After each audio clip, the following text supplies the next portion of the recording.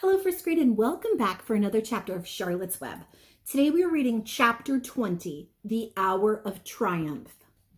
Special announcement, said the loudspeaker in a pompous voice. The management of the fair takes great pleasure in presenting Mr. Homer L. Zuckerman and his famous pig. The truck bearing this extraordinary animal is now approaching the infield. Kindly stand back and give room for the truck to proceed. In a few moments, the pig will be unloaded into the special judging ring in front of the grandstand, and a special award will be made. Will the crowd please make way and let the truck pass? Thank you. Wilbur trembled when he heard this announcement. He felt happy but dizzy. The truck crept along slowly in a low speed. Crowds of people surrounded it, and Mr. Arable had to drive very carefully in order not to run over anybody. At least he managed to reach the judge's stand. Avery jumped out and lowered the tailgate. I'm scared to death, whispered Mrs. Zuckerman. Hundreds of people are looking at us. Cheer up, said Mrs. Arable. It'll be fun. Unload your pig, please, said the loudspeaker. All together now, boys, said Mr. Zuckerman. Several men stepped forward from the crowd to help lift the crate. Avery was the busiest helper of all. Tuck in your shirt, Avery, said Mrs. Zuckerman. Tighten your belt. Your pants are coming down. Look, can't you see I'm busy, said Avery. Look, said Fern. There's Henry. Don't shout, Fern, said her mother, and don't point. Can't I please have some money, said Fern. Henry invited me to go on the Ferris wheel again, and I don't think he has any money left. He ran out of money. Mrs. Arable opened her handbag. Here, she said. Here is 40 cents. Now don't get lost. Be back at the regular meeting place by Pigpen time.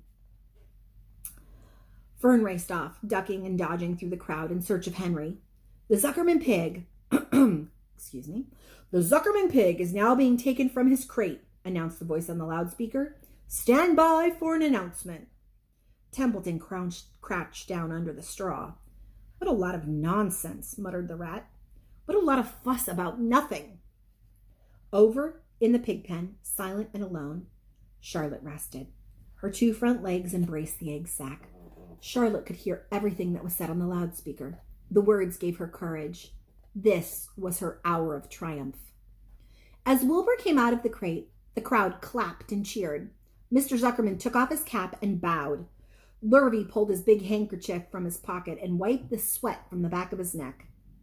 Avery knelt in the dirt beside Wilbur's crate and was busy stroking him and showing off. Mrs. Zuckerman and Mrs. Arable stood on the running board of the truck. Ladies and gentlemen, said the loudspeaker, we now present Mr. Homer L. Zuckerman's distinguished pig. The fame of this unique animal has spread to the far corners of the earth, attracting many valuable tourists to the great state. Many of you will recall that never-to-be-forgotten day last summer when the writing appeared mysteriously in the spider's web in Mr. Zuckerman's barn, calling the attention of all and sundry to the fact that this pig was completely out of the ordinary. The miracle has never been fully explained, although learned men have visited Zuckerman's pig pen to study and observe the phenomenon. In the last analysis, we simply know that we are dealing with supernatural forces here, and that we should all feel proud and grateful.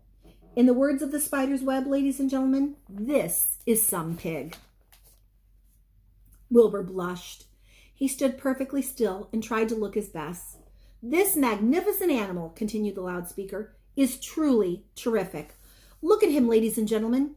Note the smoothness and whiteness of his coat. Observe the spotless skin, the healthy pink glow of ears and snout. It's the buttermilk, whispered Mrs. Arable to Mrs. Zuckerman. Note the general radiance of this animal. Then remember the day when the word radiant appeared clearly on the web. Whence came this mysterious writing? Not from a spider. We can attest to that. Spiders are very clever at weaving webs. But needless to say, spiders cannot write. Oh, they can't they? Murmured Charlotte. Ladies and gentlemen, said the loudspeaker, I must not take any more of your valuable time. On behalf of the governors of the fair, I have the honor of awarding a special prize of $25 to Mr. Zuckerman, together with a handsome bronze medal suitably engraved in a token of our appreciation on the part played by this pig, this radiant, this terrific, this humble pig in attracting so many visitors to the great county fair. Wilbur had been feeling dizzier and dizzier through this whole speech, and when he heard the crowd begin to cheer and clap, he suddenly fainted. His legs collapsed, his mind went blank, and he fell to the ground, unconscious. "What's wrong?" asked the loudspeaker. "What's going on, Zuckerman? What's the trouble with your pig?" Avery was kneeling by Wilbur's head, stroking him. Mr. Zuckerman was dancing about, fanning him with his cap. "He's all right," cried Mr. Zuckerman. "He gets these spells. He's modest and can't stand praise." "Well, we can't give a prize to a dead pig. It's never been done," said the loudspeaker. "He isn't dead. He's fainted. He gets embarrassed easily. Run for some water, Lurvy." Lurvy sprang from the judge's ring and disappeared. Templeton poked his head out from the straw. He noticed that the end of Wilbur's tail was within reach. Templeton grinned. "I'll tend to this," he chuckled. He took Wilbur's tail in his mouth and bit it just as hard as he could bite. The pain revived Wilbur. In a flash, he was back on his feet. "Ouch!" he screamed. "Hooray!" yelled the crowd. "He's up! The pig is up! Good work, Zuckerman! That's some pig!"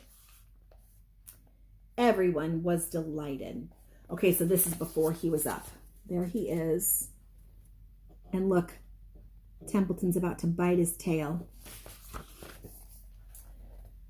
Mr. Zuckerman was the most pleased of all. He sighed with relief. Shoo. Nobody had seen Templeton. The rat had done his work well. And now one of the judges climbed into the ring with the prizes. He handed Mr. Zuckerman 2 $10 bills and a $5 bill. Then he tied the medal around Wilbur's neck. Then he shook hands with Mr. Zuckerman while Wilbur blushed. Avery put out his hand and the judge shook hands with him too. The crowd cheered. A photographer took Wilbur's picture. A great feeling of happiness swept over the Zuckermans and the Arables. This was the greatest moment in Mr. Zuckerman's life. It was deeply satisfying to win a prize in front of a lot of people. So there's the prize. They're handing him the money, and Wilbur's got the medal around his neck, and the photographer's taking the picture. As Wilbur was being shoved back into the crate, Lurvy came charging through the crowd carrying a pail of water. His eyes had a wild look. Without hesitating a second, he dashed the water at Wilbur. In his excitement, he missed his aim and water splashed all over Mr. Zuckerman and Avery. They got soaking wet. "For goodness sake," said Mr. Zuckerman. "What ails you, Lurvy? Can't you see the pig is all right?" "You asked for water," said Lurvy. "I didn't ask for a shower bath," said Mr. Zuckerman. The crowd roared with laughter. Finally, Mr. Zuckerman had a good laugh too. And of course, Avery was tickled to find himself wet. And he immediately started to act like a clown. He pretended he was taking a shower bath and made faces and danced around and rubbed imaginary soap on his armpits. Then he dried himself with an imaginary towel. "Avery, stop it," cried his mother. "Stop showing off." But the crowd loved it. Avery heard nothing but the applause. He liked being the clown in the ring, with everybody watching in front of the grandstand. When he discovered there was still a little water left in the bottom of the pail, he raised the pail high in the air and dumped the water on himself and made faces. The children in the grandstand screamed with appreciation. At last, things calmed down. Wilbur was loaded into the truck. Avery was led from the ring by his mother and placed on the seat of the truck to dry off. The truck, driven by Mr. Arable, crawled slowly back to the pig pen. Avery's wet trousers made a big wet spot on the seat. And that, my friends, is the end of chapter 20. I'll see you back for 21.